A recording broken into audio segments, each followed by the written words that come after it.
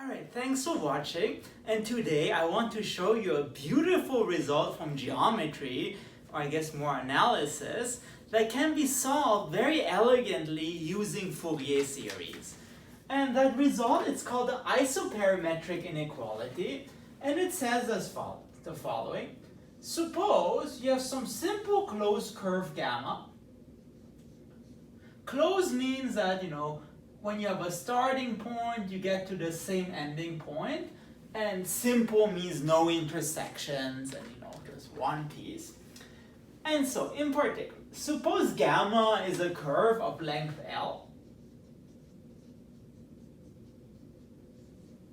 Then, because it's simple closed, then it encloses a certain area. Let's call this A.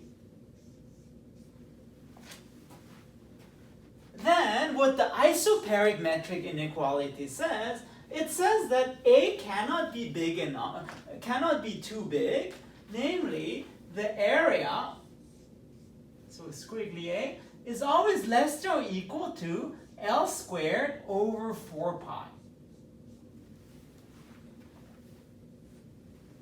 So that's first of all some quantitative estimate of the area enclosed by a curve of length L. But here comes a more interesting question, namely, suppose you have a curve of length L. Think of a fixed string. Then, how big can you make that string? In other words, how can you choose the curve gamma so that it has the maximum possible area? And it turns out the answer is a circle.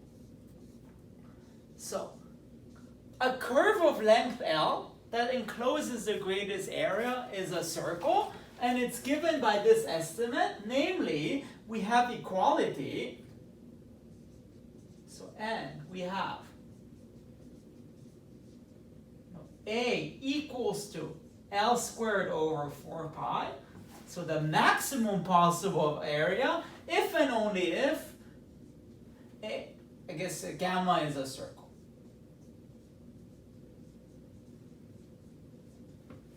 And this is, by the way, this very nice area called geometric analysis, which is basically the area, that takes sort of geometric statements, like here the statements of the biggest length or curve or areas, and turns them into inequalities and into actually analysis statements. And forgot to say, this is all in R2, so it does make sense. And I believe there's probably a similar statement in Rn, but here the proof works in R2. Okay.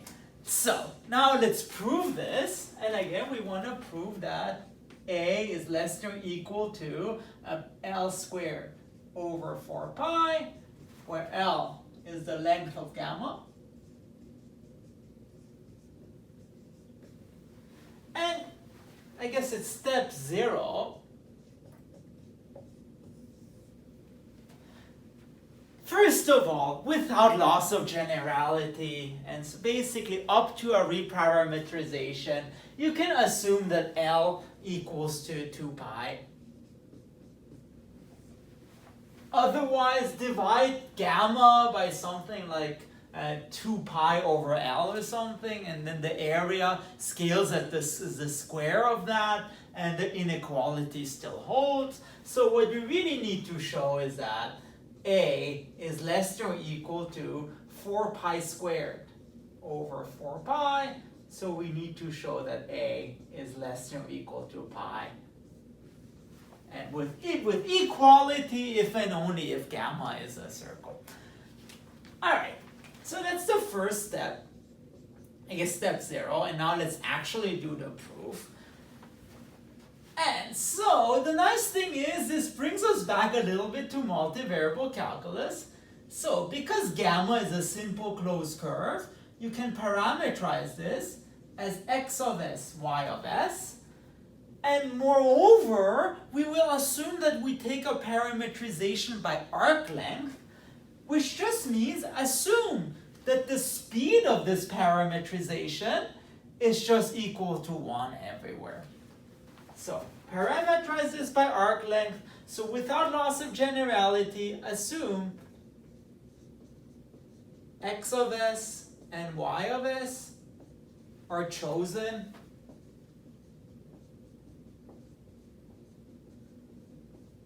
such that if you want the velocity, so the norm of the derivatives equals to 1, and that just says that x prime s squared plus y prime s squared equals to 1. And in particular, and we will use this result later,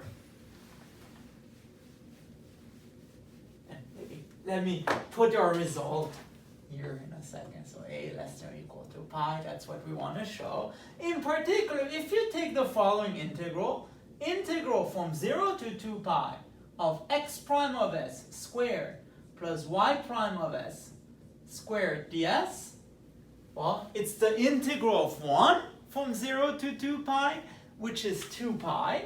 So if you divide that by 2 pi, that equals to 1. And again, we will need this very soon. So, take this curve gamma, parameterize this, and parameterize this to have unit speed, and it follows that we have this nice identity. And so far, we've barely used multivariable calculus, and we haven't used Fourier series at all. So now let's introduce the Fourier part. So because s, x, and y are nice enough, we can expand out x of s as a Fourier series. And let's just write this in the complex way, because otherwise we'll double as many coefficients. So let's write this as the sum from n from minus infinity to infinity of an e to the ins. And it's okay to have also negative, so careful that n isn't just positive. And moreover, y of s, let's do the same thing and expand them out as a Fourier series. And from minus infinity to infinity of bn e to the ins. Which is nice, because again, Fourier series, what makes them nice is that you have a continuous function, x, and you just reduce it to a sequence, an. And remember, we have this identity involving the derivatives, so it might be nice to expand out x prime and y prime as a Fourier series. But there's a nice result. Maybe do this here. There's a nice result saying that if the function is nice enough, so very smooth, then you can differentiate the Fourier series. So x prime of s is given as the sum from n from minus infinity to infinity of an e to the ins. Okay. And similarly for y prime is given as the sum from n from minus infinity to infinity of ina, so in bn e to the ins. Okay, that's good. We're given those Fourier coefficients, and now what do we do with them? Well, there's actually a very nice identity that relates those two coefficients with the functions there, which is called Parseval's identity, and which was very useful in a previous video to calculate the sum of 1 over n squared. So let's use Parseval, which in this case just states that if you take the sum of the squares of the Fourier coefficients, and I guess since they're complex, let's take moduli. So an squared plus bn squared. If you take this, then you're just left with x prime squared plus y prime squared, but as an integral. Integral, I guess, from this case, from, let me just see, from 0 to 2 pi. So assume we parameterize this to go from 0 to 2 pi of x prime of s squared plus y prime of s squared divided by the length of the interval. So divided by 2 pi ds divided by 2 pi. And look, this was actually an identity that we saw a couple of minutes ago. We assume that, let's parameterize this to have unit speed. In particular, we saw that this equals to 1. So, with this identity, we're left with sum from n from minus infinity to infinity of, so absolute value of I, that's just 1. So if you square it, you get 1.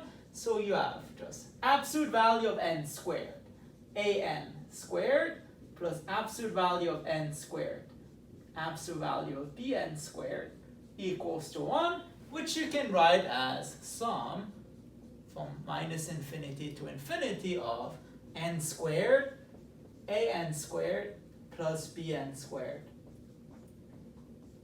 equals to 1. Wonderful. But so far, I haven't really approached the problem at all because we haven't really done lengths yet, and and we haven't talked about areas at all. And this was sort of the prep work. It's an identity that we'll need very soon, but it doesn't solve our problem just yet. Now let's talk areas. So here's step 3. Again, we have our simple closed curve gamma, which is parameterized by x of s, y of s, and it encloses an area A. And I don't know if this picture looks familiar to you, but it should from multivariable calculus, because it turns out that there's a nice formula expressing the area inside the closed curve in terms of that parametrization, which is sort of given by Green's theorem. So let me recall.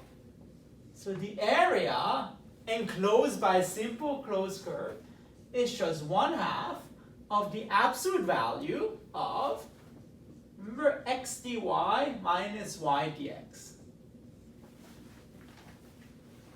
Yeah, and let's just, and with some endpoints, I guess, which we'll write down in terms of s. So that was by Green's theorem. Now, like as I said, let's write down everything in terms of s. So integral from 0 to 2 pi of x of s, dy becomes dy over ds times ds. So it's y prime of s minus y of s. This becomes x prime of s ds.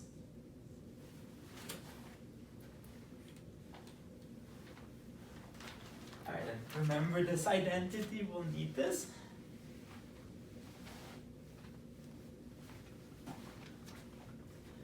Okay, now, just one little remark. So we had Parseval's identity, which related the integral of x prime s squared and y prime s squared. Here we need a sort of dual Parseval's identity, which sort of relates x times y prime, so cross terms.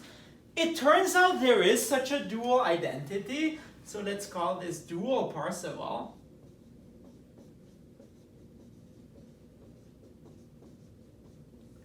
Namely, if in general f is given by the Fourier series an and g is given by the Fourier series bn, then the sum of an bn complex conjugate is 1 over 2 pi times the integral from 0 to 2 pi fg complex conjugate. And in particular, if f equals to g, then you recover Parseval's identity, because that would give you the sums of squares of an, and that would give you the integral of f squared. Again, maybe in terms of absolute value. And in fact, the cool thing is dual Parseval follows from Parseval's identity by just using the parallelogram identity. It's okay, I'm not going to prove it here, but note it just follows from, if you're curious. So f dotted with g equals to 1/4 f plus g squared plus minus f minus g squared plus I f plus ig squared minus f minus ig squared. Where here the norms is just the integral of f plus g squared, for example. And so the point is, if you apply Parsevals to each of those things and you do this massive cancellation, then you do get this identity in the end. Okay, so where this again just means integral of f g bar. Alright, but there was a little aside that we actually need, because now we want to use this dual Parseval in our calculation from before. So before we found a is 1/2 integral from 2 pi, from 0 to 2 pi, of x y prime minus y x prime. And I'd like to remind you, so x is given by an, y is given by bn, y prime was given by in bn, and x prime was given by in an, again with sums and everything. But in particular, if you apply this dual Parseval, you get that this integral, it's the same as the sum of the product of the Fourier series. So that equals to 1/2. Again, you multiply by 2 pi in this Parseval, so 2 pi times sum from n, from minus infinity to infinity, of an, in, bn bar, I guess with a minus, so complex conjugate if you want, so in bn bar minus bn, okay, and then x prime of s, so in an bar. Okay.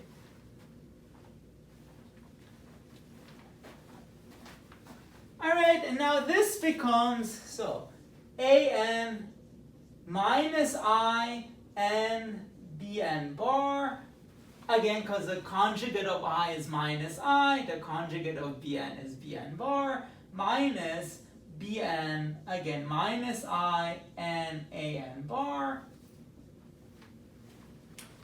And let's see how we can simplify this. So the 1/2 and 2 pi, they cancel out, and you get pi, very delicious, times sum from n, from minus infinity to infinity of,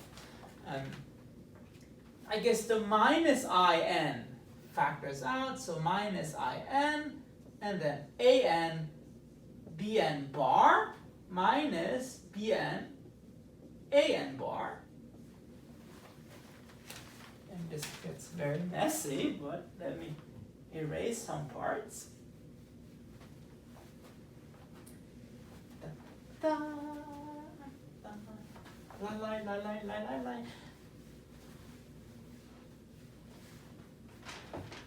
Okay, do we use, yes, and now it's the part where we use the triangle inequality, because we want to show a is less than or equal to pi.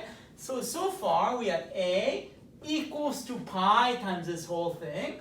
So a is then less than or equal to pi times sum from n from minus infinity to infinity of absolute value of minus in, absolute value of an, bn bar, minus bn, an bar. Absolute value of I is just 1, so this whole thing becomes n.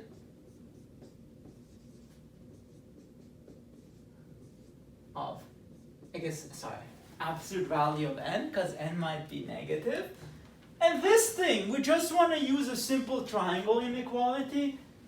So this just becomes, an, bn bar, this minus just becomes a plus, so very crude upper bound, bn, an bar. All right? And now, again, because there's this one missing. Now, because the modulus of an bar is the same as modulus of an, this equals to, also less than or equal, this equals to pi times sum from n from minus infinity to infinity of n. Again, an bn plus bn an, so 2 times an bn. All right, and the question is, where do I go from there? Well, for this I want to use the identity I had at the very beginning, which just said that the following. Remember, we had the identity that said that n squared, an squared plus bn squared equals to 1. If we somehow invoke this identity, we would be done. Because if this is less than or equal to 1, we would then just get a is less than or equal to pi times 1, which is pi. And remember, that's what we wanted to show. And so we have to do 2 things. First, we have somehow to transform this 2an bn into an squared plus bn squared, and somehow transform n into n squared. Let's first do the following. And that's what's called Cauchy's inequality. So note, in general, 2xy is less than or equal to x squared plus y squared. And this follows simply because if you put this on the right-hand side, the question is 0 less than or equal to x squared minus 2xy plus y squared? And this is true because this is the same thing as x minus y squared. So this is a true identity, which here becomes simply an squared plus bn squared. Simply x is an, y is bn, and which is great. That was the first part of our thing that we wanted. So this becomes less than or equal to pi times the sum from minus infinity to infinity of n times an squared plus bn squared. And then the question is, how do we get this n squared from here? And it's very silly, but it'll be important later on. Well, n is always less than or equal to n squared, because we're dealing with integers here. So now just n is less than or equal to n squared. Because the only time it doesn't happen if you have something strictly between 0 and 1, but here there are no integers strictly between 0 and 1. So we're good actually. So we can actually replace this n as less than or equal to n squared, and we're left with pi times sum from n from minus infinity to infinity of n squared, an squared plus bn squared. And again, by our Parsifal's thing, this was 1, and so we get pi. So in fact, the area enclosed can never be greater than pi. And so at least we know that the circle maximizes this thing, and let's actually show that it's the only maximizer. That the only way to get the smooth thing of maximal area is if you have the circle. And here's the cool thing. So far, we already had less than or equal, less than or equal, less than or equal, less than or equal. If A equals to pi, in other words, if you have a maximal area, everything that we talked about has an equality. So this equals to that, equals to that, equals to that. In particular, here we have an equality. If like the left beginning equals to the end, everything intermediate is also equal. So in particular, this assumption here is equal. So let me write that down more specifically. So step 5, sorry. Step 4, okay. I got it now. If you have a maximizer, so if A equals to pi, and we want to show our curve is a circle, then n squared equals to n in absolute value, and the only way this could happen is if n equals to -1, 0, 1. In particular, the interesting thing is, in the Fourier series of x and y, there are no term corresponding to 2 or -2 or anything else. In particular, x of s actually has a very easy expression in terms of the Fourier series. It's just a minus 1 e minus is plus a0 e 0 is, so 1, plus a of 1 e to the is. And similarly for y of s. So it's b of minus 1 e to the minus is plus b0 plus b of 1 e to the is. Because I want to remind you the Fourier series is given by the sum of an e to the ins. And as I said, there are no terms bigger than 1 or smaller than -1, because otherwise we would have a strict inequality in our previous expressions. Alright, and this is great. Now we just want to fiddle with this a little bit. So, we even want to simplify this a little bit more, because we have our curve here, gamma, right, which is given by x of s, y of s. In particular, well, gamma is a real curve. We're not talking complex curves here. So, in particular, if you take the conjugate of x, that equals to x of s. And so in particular, what you get is that a minus 1 bar e to the is plus a0 bar plus a1 bar e to the minus is equals to a to the minus 1 e to the minus is plus a0 plus a1 e to the is. And if you fiddle around with this a little bit, then you get that, not even that, by linear independence, you then get that a minus 1 is a1 bar. So we have a minus 1 bar. So you get that a minus 1 equals to a1 bar, and a1 equals to a minus 1 bar. So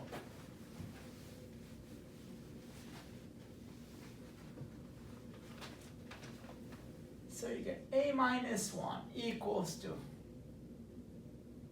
yes, a1 bar, 1 equals to a minus 1 bar, which is nice. It relates, a1 and a minus 1. What we want to do, we had our all chain of inequalities. We want to now use the fact that they're equalities to squeeze out as much info as we can out of our coefficients. So now, use the fact again that the sum from minus infinity to infinity of n squared, an squared plus bn squared equals to 1. And remember, this looks like an infinite sum, but it's not, because we only have n equals to minus 1, 0, and 1.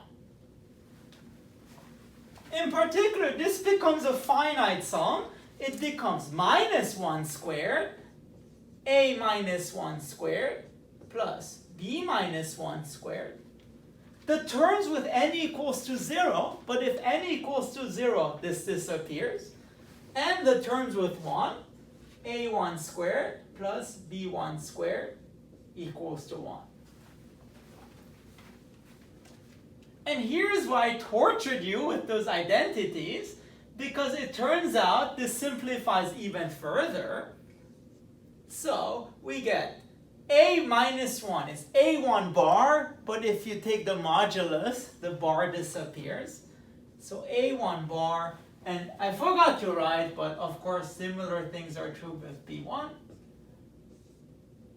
So b1 equals to b minus 1 bar. So this also becomes b1 bar plus a1 bar plus b1 bar equals to 1. And those things becomes 2a1 squared plus 2b1 squared. So in the end, you get a1 squared plus b1 squared equals to 1/2. So we have a nice identity involving a1 and b1. And also, involving a1 and a minus 1.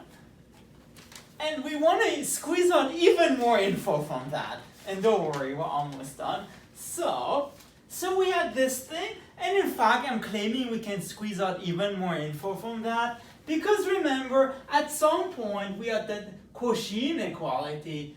I said that 2an bn is less than or equal to an squared plus bn squared. Well, remember, at this point, all the inequalities are equalities, so we can replace it with an equality.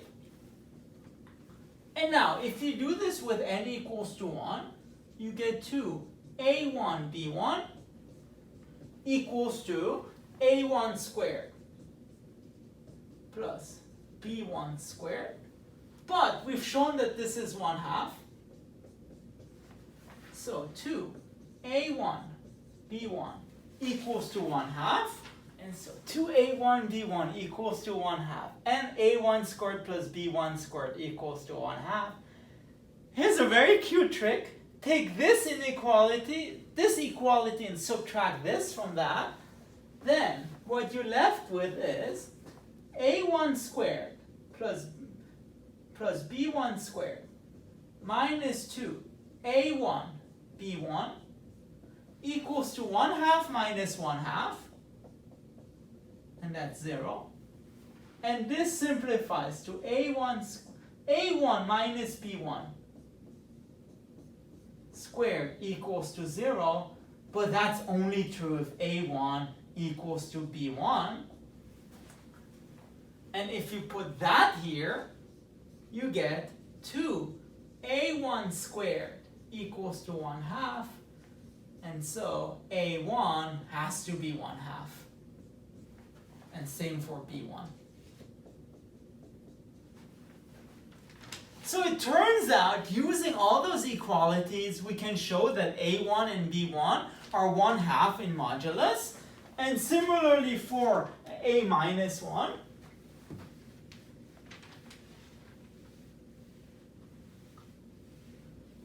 So let me just summarize. So summary.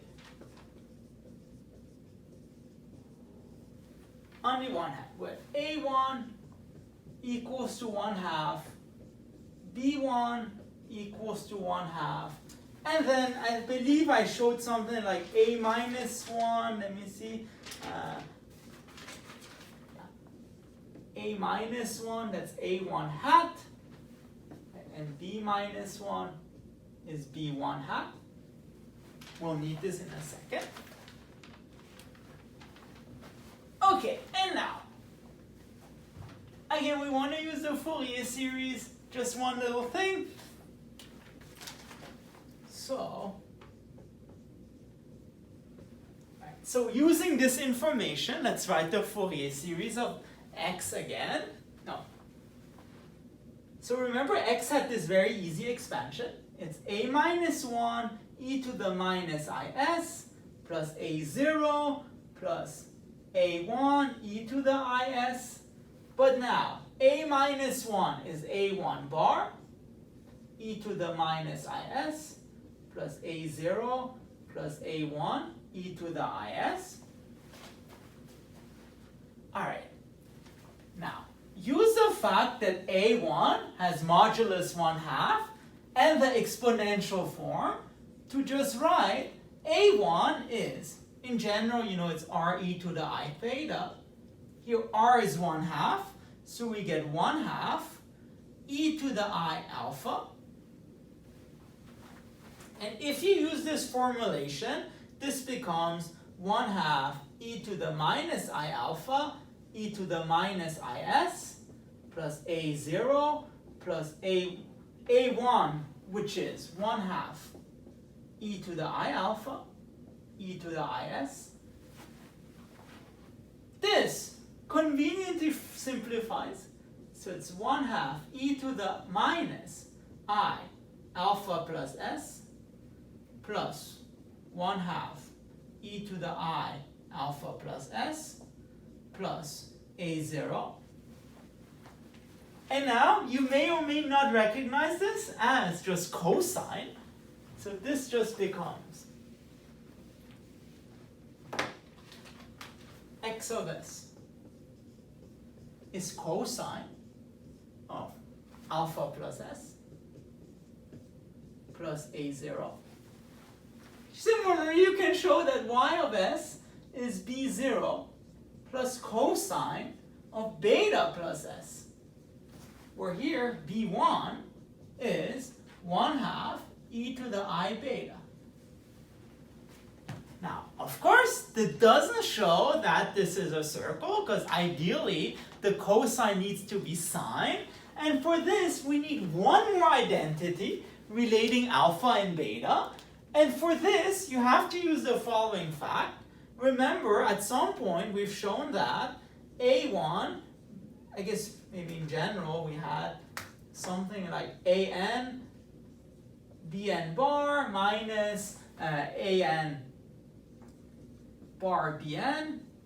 We use a very crude triangle inequality to show that this is less than or equal to an bn bar plus an bar bn. And we've shown that that was equal to an bn plus, I guess, 2 times, an bn. Okay, and again, since in this section everything is an equality, we get that this equals to, this whole junk equals to 2 an bn. Okay, in particular, for n equals to 1, we get a1 b1 bar minus a1 bar b1 equals to 2 a1 times b1, so 2 times 1/2 times 1/2. Now, let's just plug in those formulas here. So this becomes 1/2 times 1/2, which is 1/4, e to the I alpha times e to the minus I beta, so e to the I alpha minus beta, minus, again, 1/4 e to the I minus alpha plus beta. And again, we know that this equals to, in this case, 1/2.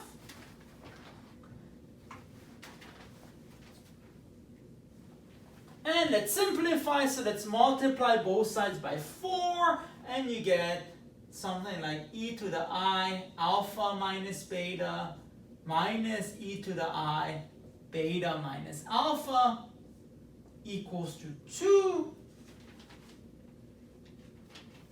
Let's see, is that correct?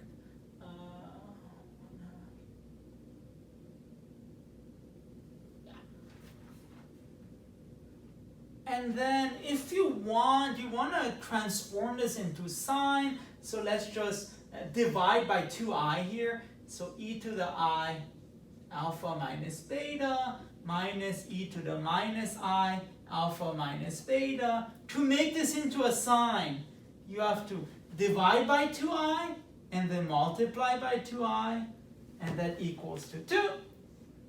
Take absolute values, and then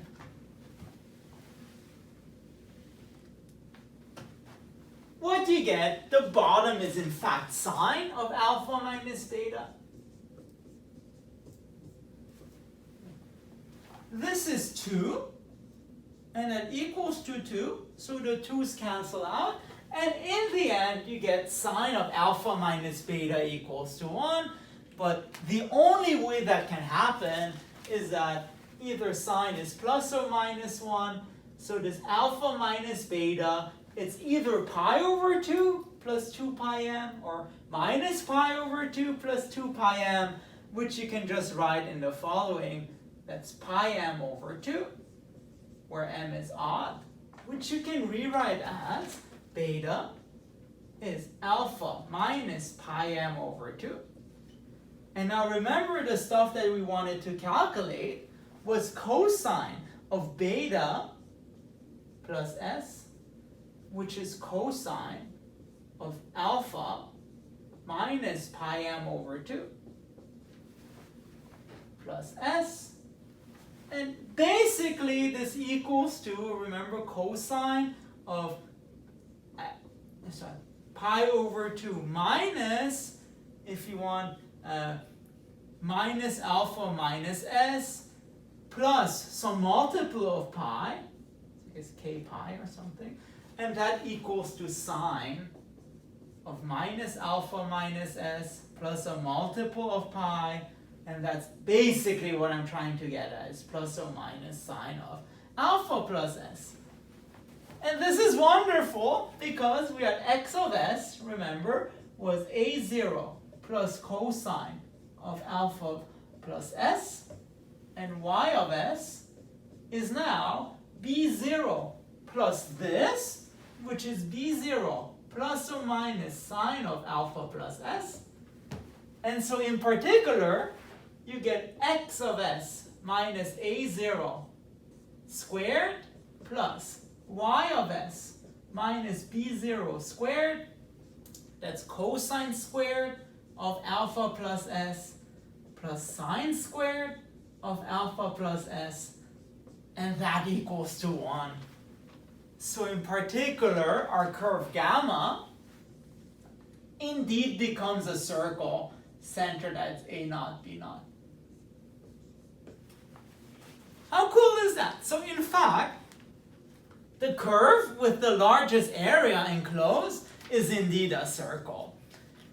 And in fact, this is just the beginning of geometric analysis. The next question is, well, here we assume gamma is smooth. Would that still be true for non-smooth curves? In other words, suppose you have corners, you allow yourself corners, would it still be true that the curve with maximal area given a length, would that still be a circle or not? Well, up to you to figure out. Okay, so if you really like this video and want to see more math, please make sure to subscribe to my channel. Thank you very much.